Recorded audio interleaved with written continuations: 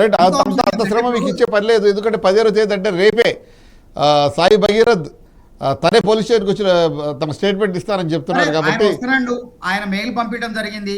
అయినప్పటికీ ఆయన వచ్చుడేంది, మా బలగాలు కూడా విశ్వ ప్రయత్నాలు చేస్తాను ఎక్కడ దాక్కుండా. కాకపోతే ఒక రోజు జరగవచ్చు, ఒకవేళ రేపు రాలేదనుకోండి తప్పకుండా పోలీసు వాళ్ళు పట్టుకొస్తారు. ఇప్పుడు మన హైదరాబాద్ లో ఐపీఎస్ భారీ హత్య జరిగితే నేపాల్ పోయిన ముఠాన్ని తీసుకురాలేదా పోలీసులు? తెలంగాణ పోలీసులకు ఒక దేశవ్యాప్తంగా మంచి పేరు ప్రఖ్యాతులు ఉన్నాయండి.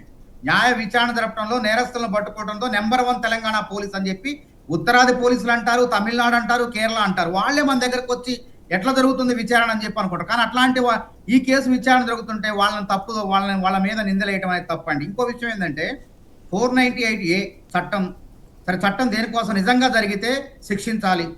ఆ చట్టం దుర్వినియోగం అయిపోయింది, ఆ చట్టాన్ని కూడా నీరు గార్చారు. అదేవిధంగా ఎస్సీ ఎస్టీ అట్రాసిటీ చట్టాలు కూడా కొంతమంది కావాలని వాళ్ళ మీద కక్షపూరితంగా అనకపోయినా అన్నట్టు కేసులు పెట్టి ఆ చట్టాన్ని దుర్వినియోగం చేశారు. ఇప్పుడు ఈ పోస్కో చట్టం కూడా ఏమవుతుందంటే ఇట్లాంటి వదంతులు, ఇట్లాంటి రకరకాల మనుషులు దీంట్లో చేరి సోషల్ మీడియాలో ప్రచారం చేసి అనవసరంగా బాలికను ఇబ్బంది పెట్టే ప్రయత్నం. ఈ మధ్య ఒక సినిమా వచ్చిందండి కరీం గారు, వీళ్ళందరూ చూడాలా, ఎందుకంటే కోర్టు అనే సినిమా వచ్చింది, దానికి అవార్డులు కూడా వచ్చింది. ఆ కోర్టు సినిమాలో ఒక నిజంగా నేరస్తులకు శిక్ష పడాలి 100% బండి భగీరథ తప్పు చేస్తే 100% శిక్షార్హుడే. అమ్మాయిని లైంగికంగా దాడి చేస్తే 20 సంవత్సరాలు జైలు శిక్ష పడాల్సిందే. అట్లాంటి 20 సంవత్సరాలు శిక్ష పడినటువంటి ఉదంతాలు హైదరాబాద్ లో మొన్న కోర్టులు ఇచ్చినాయి, నల్గొండలో ఇచ్చినాయి, ఖమ్మంలో ఇచ్చినాయి, ప్రతి చోట కూడా ఇస్తున్నాయి. కాబట్టి నేను ఏమంటానంటే కొన్నిసార్లు మనం ఏంటంటే ప్రతిదీ కూడా అంటే కొన్నిసార్లు దుర్వినియోగం అయ్యే అవకాశం కూడా ఉంది. ఆ కోర్టు సినిమా చూడాలి.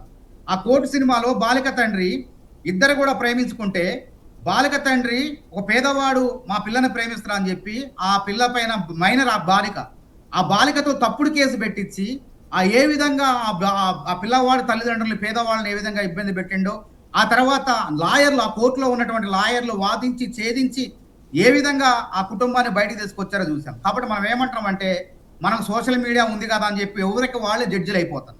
కొంతమంది బండి భగీరథ తప్పు చేయలేదని, కొంతమంది బండి భగీరథ తప్పు చేసిండని మనమే శిక్షలు వేస్తున్నాం సోషల్ మీడియా. మీడియాకి ఆ వాక్ స్వాతంత్రం అనేది ఉంటుంది, మనం చెప్పడం వల్ల ఆగే పరిస్థితి ఉండదు. అనేక దృష్టాంతాలు మనం చూసాం.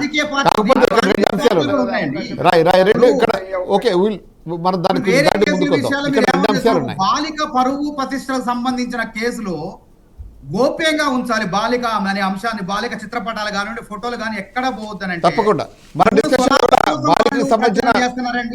డిస్కషన్ లో కూడా బాలికకి సంబంధించిన గేమ్స్ అని మనం రివీల్ చేయట్లేదు, పేరు రివీల్ చేయట్లేదు, కనీసం ఆమె ఫోటో కూడా మనం రివీల్ చేయట్లేదు. మీరు ఒకసారి తీసుకోవచ్చు కంటెంట్. ఒకసారి మేము కూడా చాలా జాగ్రత్తగానే వ్యవహరిస్తున్నాం. బాలికకు సంబంధించిన రాజకీయ పార్టీల సోషల్ మీడియాలో మొత్తం దాన్ని అమ్మాయి చిత్రపట ఫోటోలని ఇష్టం వచ్చినట్టు భగీరథ అమ్మాయి ఉన్న ఫోటోలను బట్టి ప్రచారం చేస్తున్నారు.